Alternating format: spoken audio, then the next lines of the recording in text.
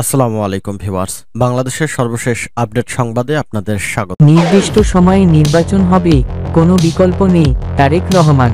বিএনপির ভারপ্রাপ্ত চেয়ারম্যান তারেক রহমান বলেছেন, সুষ্ঠু ও নিরপেক্ষ নির্বাচন ছাড়া দেশের কোনো সমস্যার সমাধান সম্ভব নয়। গণতন্ত্র প্রতিষ্ঠা ও জনগণের অধিকার নিশ্চিত করতে হলে সঠিক সময়ে নির্বাচন করতেই হবে।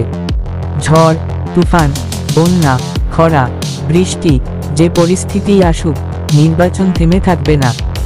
যদি কেউ এই লক্ষ্যপথে বাধা হয়ে দাঁড়ায়, তবে জনগণকে সঙ্গে নিয়ে আমরা তাদের প্রতিহত করব।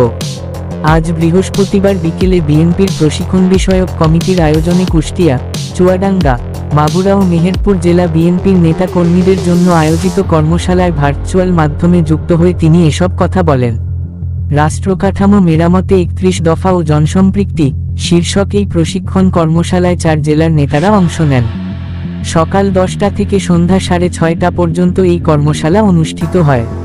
কুষ্টিয়ার কর্মশালা জেলা শিল্পকলা একাডেমি মিলনায়তনে, মাগুরার কর্মশালা আসাদুজ্জামান মিলনায়তনে এবং চুয়াডাঙ্গা শহরের শাহেদ গার্ডেনে চুয়াডাঙ্গা ও মেহেরপুর জেলার কর্মশালা অনুষ্ঠিত হয়। গণতন্ত্র পুনরুদ্ধারে সুষ্ঠু নির্বাচন জরুরি। তারেক রহমান বলেন, বাংলাদেশের জনগণ এখন পরিবর্তন চায়। সুষ্ঠু নির্বাচন ছাড়া জনগণের আশা আকাঙ্ক্ষা পূরণ হবে না।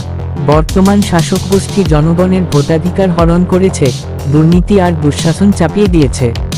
জনগণকে সাথে নিয়ে এই দুঃশাসনের অবসান ঘটাতে হবে।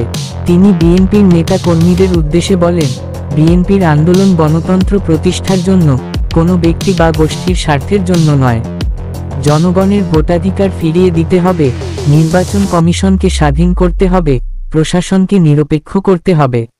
এই জন্য ঐক্যবদ্ধ আন্দোলন জরুরি।